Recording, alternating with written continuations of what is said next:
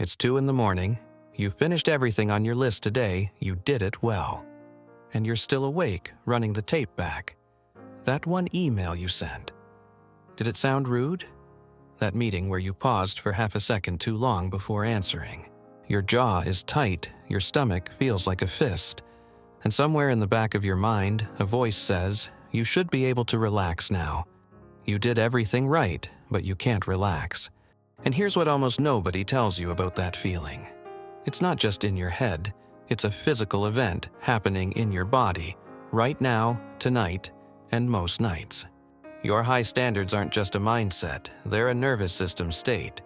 And that state has a cost, one your body has been quietly paying for years. Maybe this isn't your midnight. Maybe yours looks like checking your phone for a reply that hasn't come, wondering if you said the wrong thing. Or opening a document you finished hours ago, just to read it one more time. Hunting for a flaw you already know isn't there. Or the quiet dread that shows up before an ordinary Monday, for no reason you can point to. Different scene, same signal. Your body is on alert, and it doesn't seem to know how to turn off. Let's talk about what's actually happening underneath the achievement, the checklists, and the constant self-monitoring. Because once you see it, you can't unsee it. And once you understand it, you finally have a way out that isn't just relax or just let it go. Those never worked anyway. There's a reason for that. Let's get into it.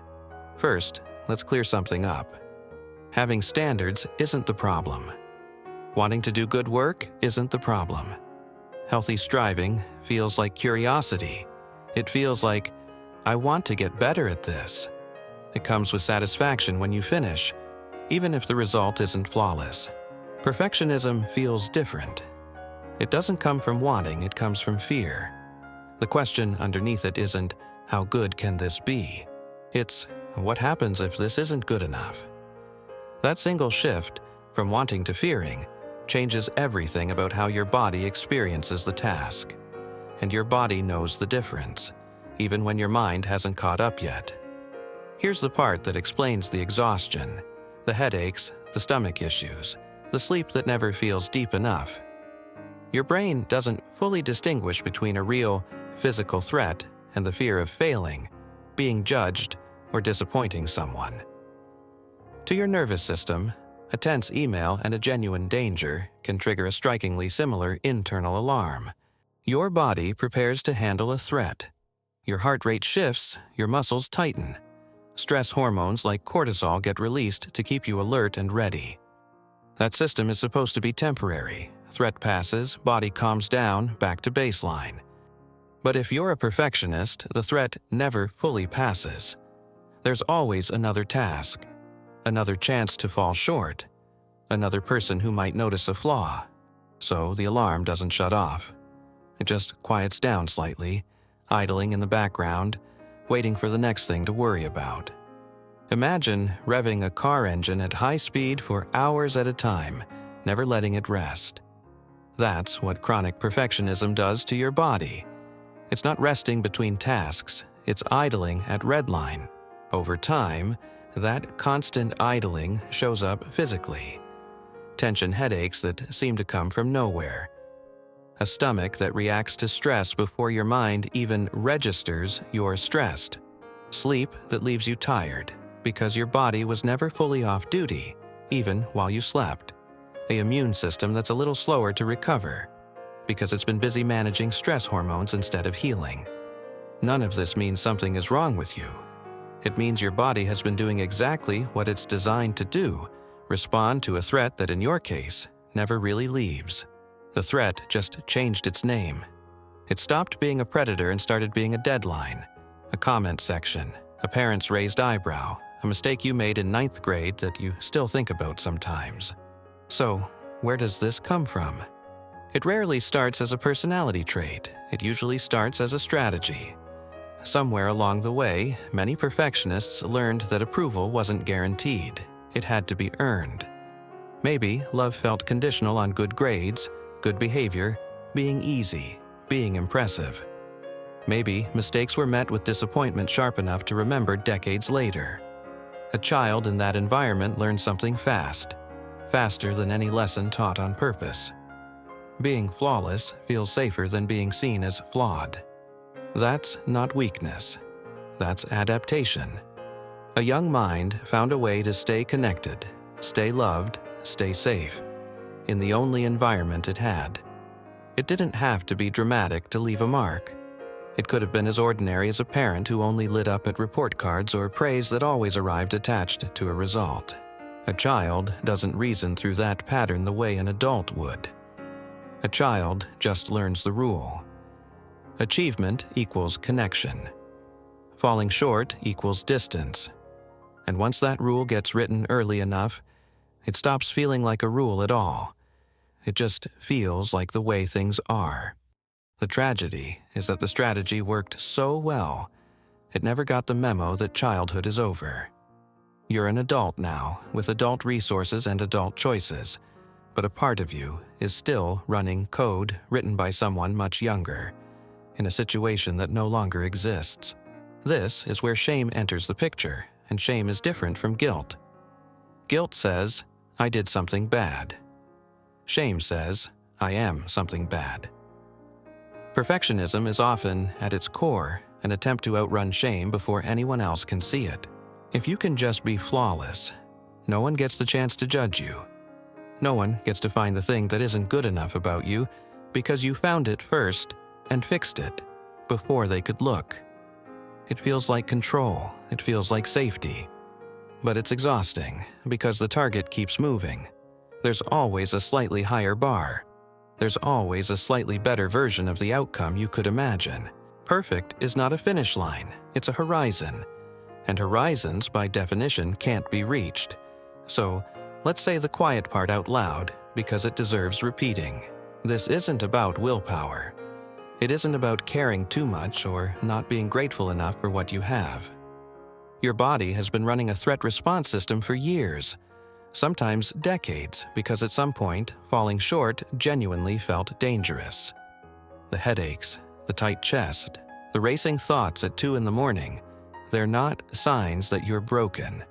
They're signs that a very old survival strategy is still running in a body that no longer needs it the way it once did. Now, here's where it gets useful, because understanding this changes what you can actually do about it. You can't think your way out of a nervous system pattern. Telling yourself to just relax doesn't work, because relaxing isn't a decision. It's a state your body has to feel safe enough to enter. So the goal isn't forcing calm. It's building small pieces of evidence, over and over, that show your body it's allowed to stand down. Start by separating your worth from your output, even just as an experiment. Not as a belief you have to fully accept yet, just as something you test. Try doing one small thing on purpose at 70% instead of 100. A text message you don't reread 3 times. A meal that isn't Pinterest-worthy. Notice what actually happens. In almost every case, the disaster you imagined doesn't happen. Nobody notices. Nobody cares the way you feared they would. And that gap between what you expected and what actually occurred is where your nervous system starts learning something new. Pay attention, too, to the voice that narrates your mistakes. Whose voice is it, really? Often it isn't even yours. It's borrowed from a parent, a teacher, an old fear you inherited before you were old enough to question it. You're allowed to notice that voice without obeying it. You're allowed to say, quietly, I hear you, and I'm choosing differently this time. And when your body does tense up, when the old alarm starts ringing, you don't need to fight it. You can just tell it the truth. Slow your breathing down on purpose, longer exhale than inhale. That single shift signals safety to your nervous system faster than any thought can.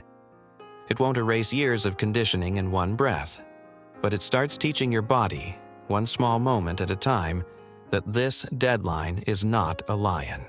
This comment is not a threat to your survival. You are allowed to be imperfect and still be safe. There's one more piece worth naming, because perfectionists tend to skip right past it. Rest.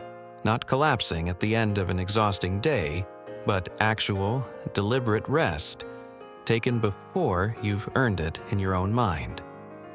For a perfectionist, that can feel almost rebellious, like you're getting away with something. That reaction is worth sitting with.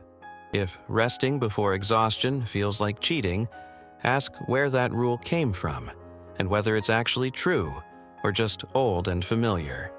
Real rest is one of the clearest signals you can send your nervous system that the threat has passed. You don't have to collapse to deserve it. None of this means lowering your care for things that matter to you. It means finally separating care from fear. You get to want things to go well without needing them to be flawless in order to feel safe. That distinction, once you actually feel it in your body and not just understand it in your mind, changes everything. Work starts to feel lighter. Rest starts to feel earned instead of guilty. And the constant hum of not quite enough finally starts to quiet down. Not because you stopped caring, but because you stopped needing perfection to feel okay. So, the next time you catch yourself reviewing a conversation at midnight, or rewriting an email for the 5th time, pause for a second.